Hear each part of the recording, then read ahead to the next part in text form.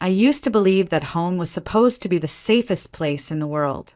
But for me, home often felt like a stage where I played the villain in someone else's script. Valerie, my stepmother, and Brooke, her 17-year-old daughter, seemed determined to paint me as the rebellious, ungrateful child. And over time, they succeeded. Valerie had a talent for saying the right things in the right tone, always looking so polished and composed that even her lies sounded like truths. Brooke, on the other hand, had this way of rolling her eyes at me, smirking just enough for it to sting, then switching back to sweet perfection whenever my dad was around. Together, they were like a well-rehearsed team, and I was their favorite target. It didn't start all at once. At first, it was small comments, Brooke sighing dramatically when I left my shoes by the door, Valerie mentioning how I seemed distracted at dinner, how I should try harder to fit in. But then, those small comments became conversations. And those conversations turned into entire narratives about me being irresponsible, unmotivated, even dangerous for their peaceful family life. What hurt most was watching my dad believe them. My father, Robert Thompson, wasn't a cruel man. He worked long shifts on the river barges, often gone for weeks at a time, and I knew he was tired. Maybe it was easier for him to believe Valerie than to look too closely at what was happening. Maybe he thought she was helping me grow up. Still, every time he nodded at her words or sighed in disappointment at me, it felt like another piece of my heart cracked. I had learned to stay quiet, to disappear into my room, to bury myself in homework or music, anything to avoid confrontation. But even in my own room, I couldn't escape the whispers that leaked through the walls. I could hear Valerie's soft, dramatic voice downstairs, talking about me as if I were a troubled stranger instead of her stepdaughter. And I could hear Brooke agreeing, telling little stories about how I was acting out or ignoring her advice. I wanted to scream sometimes, to tell them that I wasn't lazy, that I wasn't broken, that I was just sad, that I missed my old life, the one I had before my dad remarried, before Valerie and Brooke moved in with their perfect smiles and quiet manipulations. But I didn't scream. I didn't even whisper. Because deep down, I wasn't sure anyone would listen. The hardest part? Knowing that I loved my dad so much, and yet he was slipping further and further away from me. Every nod he gave Valerie, every frown he gave me, felt like another door closing. I had never felt so invisible in my own home. And even though I tried to tell myself it would get better, some small voice inside me already knew it wouldn't. Not like this. Before all of this, before Valerie and Brooke and the way my dad's eyes started looking past me, there was someone who saw me. Someone who loved me without conditions or calculations. My grandmother, Evelyn. My earliest memories weren't of city streets or crowded stores. They were of that little house by the lake in northern Minnesota where my grandmother lived. It had chipped white paint and a porch that creaked under our feet, and every morning the sunlight spilled across the water like gold. That was home. That was where I felt safe. Grandma Evelyn was the one who taught me music. She had an old guitar. It had worn smooth from years of playing, and when she first placed it in my lap, it felt like magic. My hands were small, my fingers clumsy, but she just smiled and said, "Don't worry, Lily. Music isn't about being perfect. It's about being honest." And so we played. I learned chords and little melodies, and soon I was writing my own songs, simple ones about birds, about rain, about whatever I could see out the window. She had this way of turning everything into something meaningful. When I was sad, she would put down her knitting, sit next to me, and listen. Really listen. She didn't rush me or talk over me. She would hold my hand and say, "It's okay to feel things deeply. That just means your heart works the way it should." We weren't rich, but life with her felt full.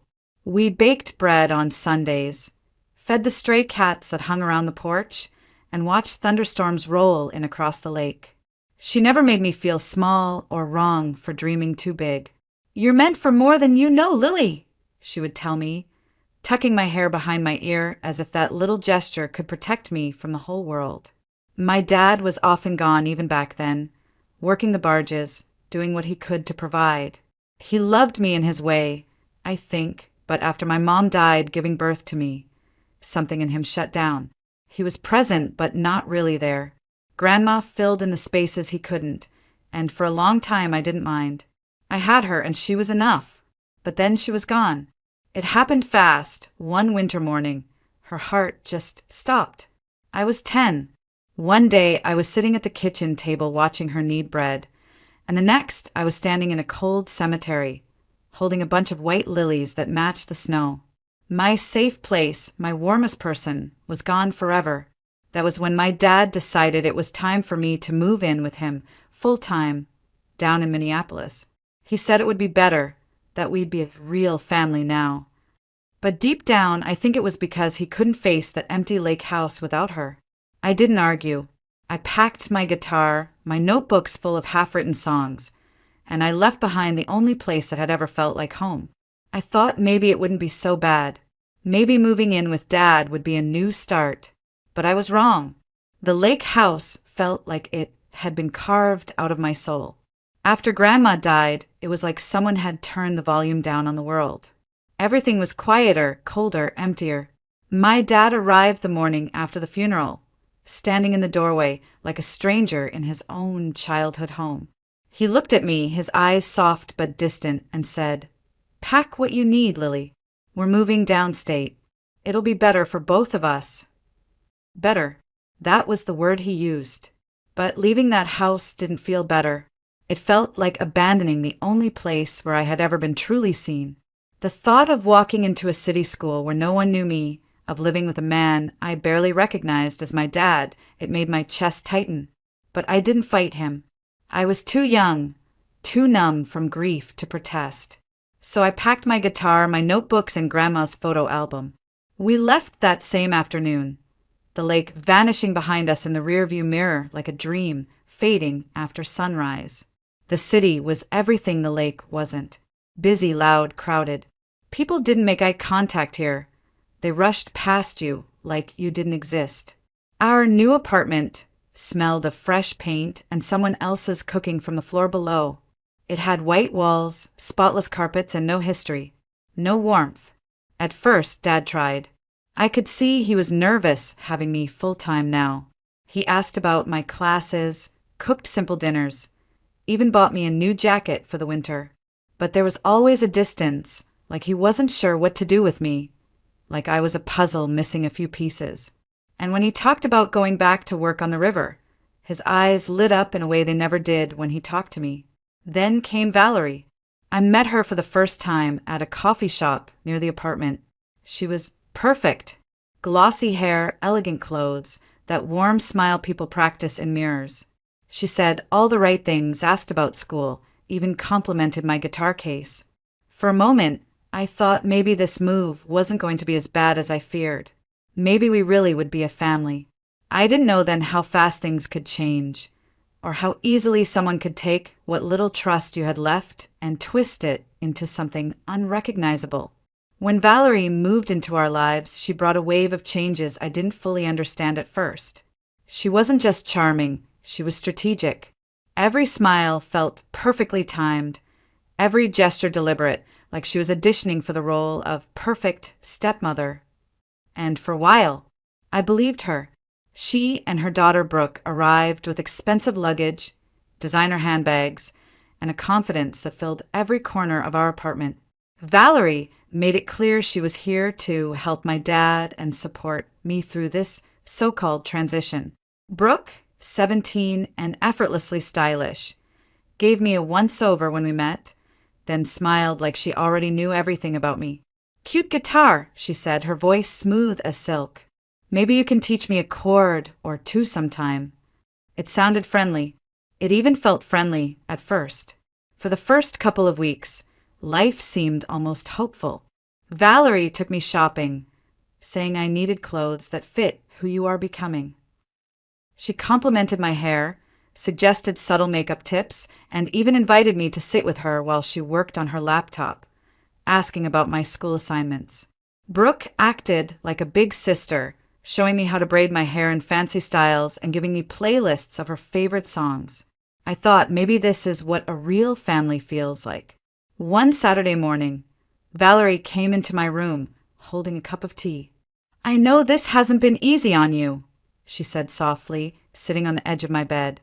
"Losing your grandmother, moving here, adjusting to school, but we're going to make it work, okay? We're all women here. We have to stick together." For a brief, fragile moment, I felt understood. I even smiled, but small cracks began to show, and I almost didn't notice them at first. Valerie's compliments turned into observations about how I needed to carry myself better, how I should show more gratitude to your father. He works so hard. Brooke's friendly tone began to shift too. Sometimes her jokes about my clothes or music stung just a little too much. Still, I clung to the hope that things would settle, that the awkwardness was just part of blending a family. After all, my dad seemed happy. I caught him laughing with Valerie late at night, his eyes softer than I'd seen in years. He deserved that, didn't he? Someone to share his life with, someone who seemed to understand him. I convinced myself to try harder. I cleaned up after dinner without being asked, helped Brooke with her school project, even skipped a trip to the music store so I could join Valerie for brunch. I thought if I just gave more of myself, if I proved I wanted this family, things would get easier. But I didn't know then that what I saw as bonding was actually just the setup, a carefully crafted opening act before everything shifted, and not in my favor. It happened quickly, faster than I expected. One moment Valerie was just visiting often, the next she and Brooke were hauling their suitcases into our apartment like it had always been theirs. My dad announced their marriage one evening over dinner, holding Valerie's hand with a look in his eyes I hadn't seen in years. "I wanted you to hear it from me first, Lily," he said, smiling nervously. "Valerie and we've decided to make it official." I forced a smile. "That's great, Dad." And I meant it, or at least I wanted to mean it. He deserved happiness, and if Valerie brought that to him, then who was I to stand in the way? The first few days after the wedding felt almost normal, but soon things shifted. Valerie's warmth cooled. The gentle advice turned into subtle criticisms. "Maybe you should keep your hair out of your face, Lily, it looks unkempt." Or, "You spend too much time with that guitar. Shouldn't you focus on more practical things?" Brooke followed her lead, rolling her eyes when I spoke, laughing at my clothes, whispering into her phone whenever I walked into a room. At first, I thought it was me, that I was doing something wrong. I doubled down on chores, thinking maybe I needed to show I could pull my weight. But the more I did, the more they asked of me. Dishes, laundry, vacuuming, the list grew until it felt like I was living in a house where my only role was maid. And when my dad came home from work, Valerie played the perfect wife, serving warm meals and giving me smiles that never reached her eyes. She would casually mention, "Lily seems a bit tired lately. Maybe school is overwhelming her." My dad would glance at me with that worried frown, then look back at Valerie and nod. It only got worse when she suggested I take a break from my music. "It's sweet that you have hobbies, but you need to focus on things that matter, Lily. College applications won't care about little songs." Little songs. I tried to protest. "Music is important to me." "Grandma," Valerie interrupted with a soft laugh. "Oh, honey, I'm not saying you shouldn't have fun, but let's be honest, it's just noise at this point. You're not going to be a rock star." I felt the words like a physical slap. For the first time, I didn't respond. I just put my guitar away, telling myself it was temporary, telling myself she was just looking out for me. But then came the day Brooke tossed one of my notebooks on the table. "You actually write lyrics? That's cute." She smirked. "No wonder you don't hang out with anyone. Too busy being dramatic." Something inside me cracked that day. I felt like I was losing not just my music, but also myself. Yet when I looked at my dad for support, he was already putting his arm around Valerie, thanking her for keeping the house running smoothly while he worked. I wanted to scream, but instead I stayed quiet. And in that silence, Valerie and Brooke began to reshape everything about my life and about me. It's strange how quickly life can shrink. One day you're planning to audition for the youth music program, dreaming about songwriting, and the next you're scrubbing dishes while your guitar gathers dust in the corner. That's what my life became. Valerie had a way of speaking like everything was for my own good. She told my dad I was distracted, that music was keeping me from focusing on my studies, and before I could even defend myself, I was unenrolled from my after-school music program. I tried to fight back at first. Dad, music is important to me. Grandma wanted me to keep playing, but Valerie cut me off, her voice syrupy sweet. Your grandmother would have wanted you to succeed in life, Lily. A good education, a proper career. Playing guitar is fine for a hobby, but it's not a future. My dad looked at me with tired eyes, like he wanted to agree with me, but didn't have the energy to argue. Just give it a break for now, kiddo. We can revisit it later. Later. That word hung over me like a shadow because I knew it really meant never. Brooke took her cues from her mom. She made fun of me for still caring about that silly music stuff. Joked about me being a one-girl garage band. She had friends over almost every night, filling the apartment with laughter and whispered gossip while I hid in my room, pretending homework was enough to drown out their voices. It wasn't just about losing music. It was about losing space, losing air. I couldn't even find quiet anymore because Valerie made sure I had a chore list long enough to fill my evenings. Dishes, laundry, vacuuming, grocery runs. If I finished early, she'd find more. It's called responsibility, Lily, she said one night when I complained about missing a study session for a math test. You should thank me for teaching you life skills. But it didn't feel like life skills, it felt like punishment. Even school stopped feeling like a refuge. I used to stay late in the music room, sneaking in extra practice, but now I just went straight home because what was the point? Without lessons or encouragement, I felt my skills slipping. My fingers didn't move as fast over the strings anymore. My calluses softened. My songs stalled out halfway through. There were moments when I sat on my bed, staring at the guitar, telling myself to pick it up, but I couldn't. It was like someone had convinced me I didn't deserve it anymore. And through it all, Valerie kept smiling. She talked to my dad about how I was maturing and learning responsibility. And he believed her. Every nod he gave her felt like another door closing between us. I was alone, really alone. And the one thing that had ever made me feel whole, music, was slipping away, note by note, until it felt like there was nothing left of me but chores and silence. Valerie always said, "Trust is everything in a family." It was one of her favorite phrases, the kind she used to smooth over tension after scolding me or giving me another chore list. But one night, as I passed the kitchen on my way to my room, I heard something that made that phrase ring hollow forever. Her voice was soft, low, and laughing in a way I had never heard when she spoke to my dad. "You don't have to worry, Jason, he has no idea." Jason. I stopped in my tracks, pressing my back against the wall so she wouldn't see me. There was a man's voice too, muffled but clear enough. "You sure you can keep it up? I don't want drama." Valerie chuckled again. That silky tone she never used on anyone but him. "Relax. Robert's never around long enough to notice, and Lily? She wouldn't dare say a word, even if she did suspect something." My chest tightened, my ears buzzed. I didn't know what to do. I wanted to run in there and scream, to call my dad right then, but something inside me froze. What if no one believed me? What if this somehow got turned against me the way everything else always did? That night, I lay awake staring at the ceiling, my mind spinning. Images of Grandma flashed in my head. How she always told me, "Lily, truth has a way of coming out, even when people try to bury it." But how? How could I make anyone see what I'd heard? The next morning, Valerie acted like nothing happened. She made pancakes, complimented my hair, even asked about a science quiz I had. The hypocrisy made me feel sick. I watched her laugh with my dad that evening and wanted to shout, "She's lying to you!"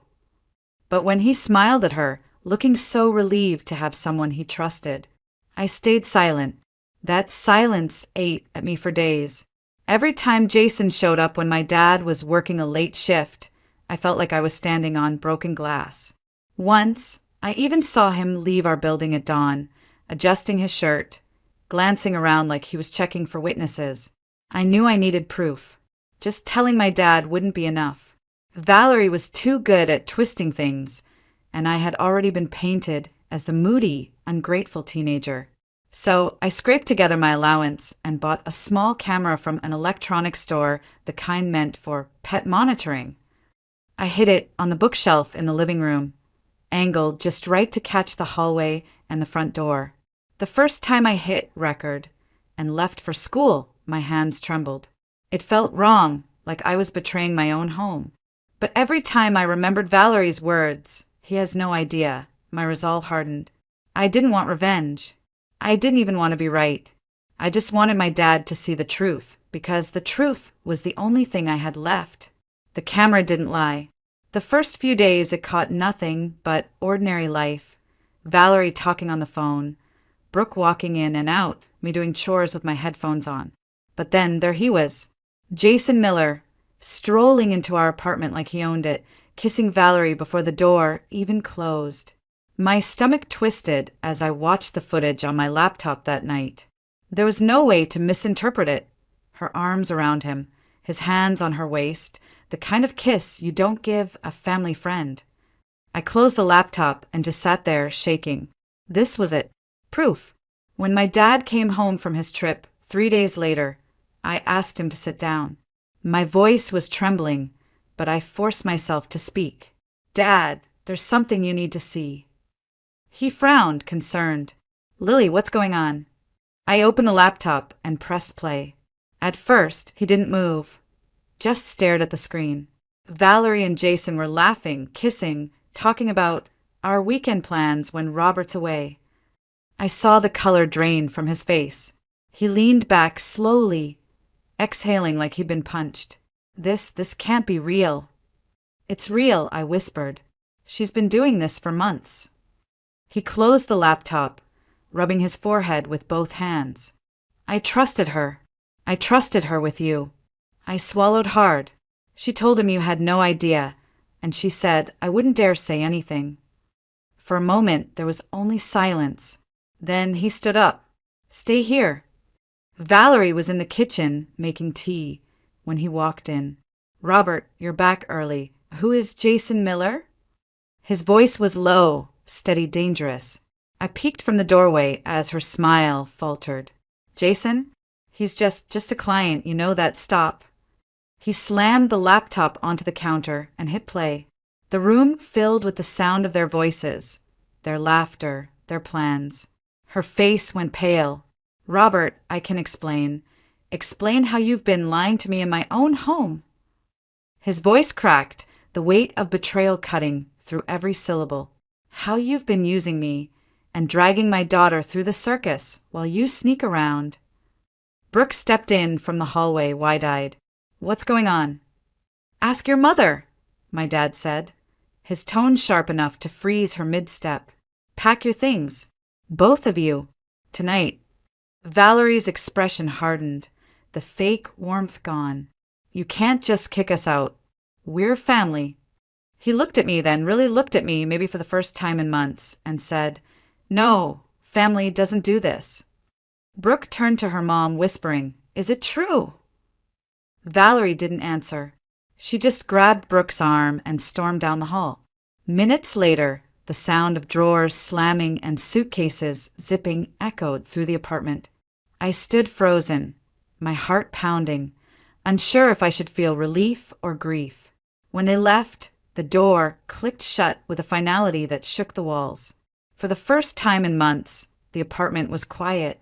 My dad sank onto the couch, elbows on his knees, hands over his face. "I'm so sorry, Lily. I should have listened to you." I sat beside him, hesitant at first, then put my hand on his. "It's over now, Dad." But inside, I wondered, was it really over? Or was this just the start of something completely new? The apartment felt unnaturally still after Valerie and Brooke left. No clicking heels on the hardwood floors, no loud phone calls echoing from the hallway. No fake sweet voice telling me what I should be doing better. Just silence. For the first few days, I didn't know what to do with it. I'd walk from my room to the kitchen and stop, expecting Valerie to be there with her perfect makeup and judgmental smile, or Brooke scrolling on her phone, laughing under her breath. But there was no one. Only my dad, sitting on the couch at night, staring at the dark screen of the TV. On the third evening, he turned to me. His voice was low, heavy with regret. "Lily, I need to say something. I should have been there for you. I should have seen what was happening. Instead, I believed her." The hurt in his eyes surprised me more than his words. I had imagined yelling at him, telling him how badly it hurt to be ignored, but now, I just felt tired. "I tried to tell you, Dad." "I know." His voice cracked, and I didn't listen. "That's on me." He took a deep breath and sat up straighter. "But I'm listening now. I want to do better. For you." Something in me loosened, just a little. I hadn't realized how much I needed to hear that. From then on, he started to show up in ways he hadn't before. Small things at first, cooking dinner together, asking about my day, actually listening to the answers. He even helped me rest string my guitar one Saturday morning. "Thought you quit playing," he said, his tone half question, half regret. "I didn't quit," I whispered. "I just stopped believing it mattered." He looked at me for a long moment, then nodded. "It matters. If it matters to you, it matters to me." We started taking walks by the lake near our building, something I hadn't done since moving from Grandma's house. It reminded me of her in a way that didn't hurt as much anymore. That's when I met Mrs. Henderson, an elderly neighbor who used to teach music at a local school. She overheard me humming one afternoon and stopped me in the hallway. "You have a lovely tone, dear," she said, her eyes lighting up. "Do you sing?" I shrugged. "I used to." "Well, you should again," she said firmly, as if it were the simplest solution in the world. "I used to direct the community choir. We need young voices. Come by sometime." I did, and for the first time in months, I sang in front of people who actually wanted to hear me. My hands trembled on the guitar strings at first, but as I played, something shifted, like the dust of the past few months was finally clearing off my soul. When I got home that night, Dad was waiting with a grin. "How'd it go?" I smiled, real and unforced. It felt good. Like me again. He nodded and handed me a small box. Inside was a brand new guitar strap, simple but beautiful. "For when you play again," he said softly. "For the first time since Grandma died, I believed things could be better. Not perfect, but better. And maybe that was enough to start healing." The community hall was small, lined with folding chairs and soft yellow lights.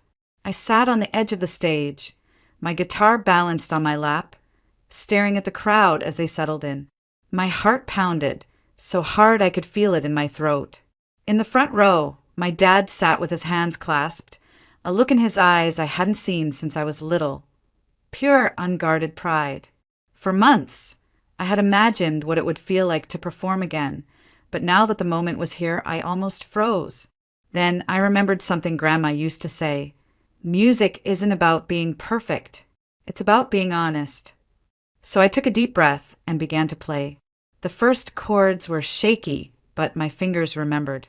And when I sang, it wasn't just lyrics, it was everything I had been holding in.